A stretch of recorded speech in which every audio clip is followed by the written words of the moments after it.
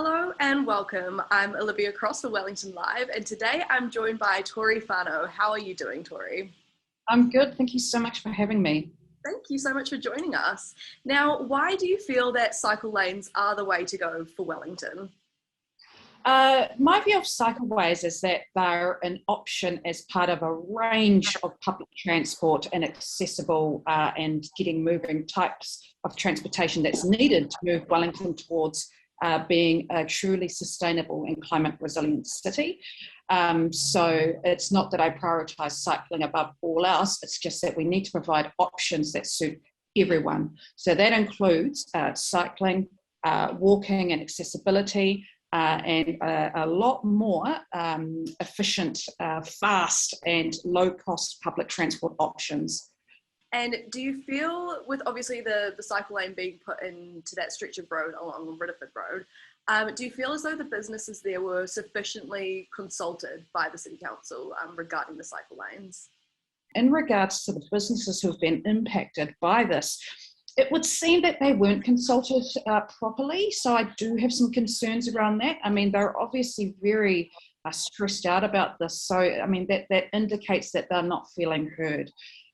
So I based on what they're saying, it sounds like there wasn't a proper consultation process.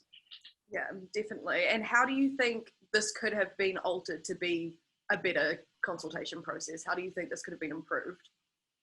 Well, it sounds like a couple of businesses hadn't even been spoken to. So I think, like with any other process and consultation, it needs to be really vigorous, and you really need to hear the concerns of the people impacted. If they're not being spoken to, or if they've sort of been heard and that's not been included in the implementation of the plan, that's concerning. You've got to find in some areas compromise, right?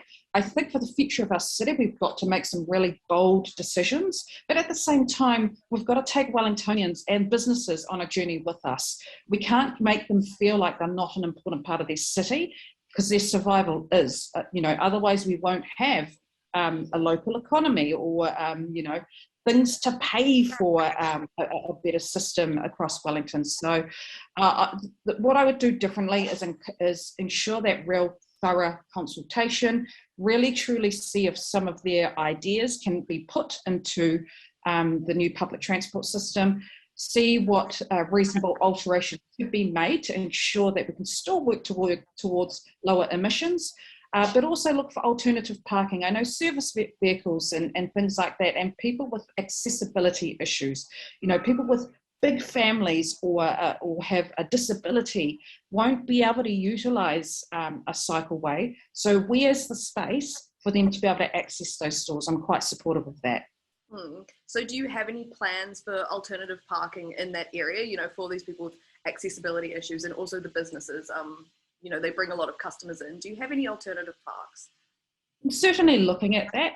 As part of our wider campaign policy platform, we're very much going to be looking at that area as well, and I'll be making that public in June the 30th. Thank you so much for joining us. It's been great to have you here. Thank you. I've really loved to talk about this. I love talking about Wellington issues, So this was a pleasure. Perfect. Thank you so much. Well, this has been Olivia Cross for Wellington Live.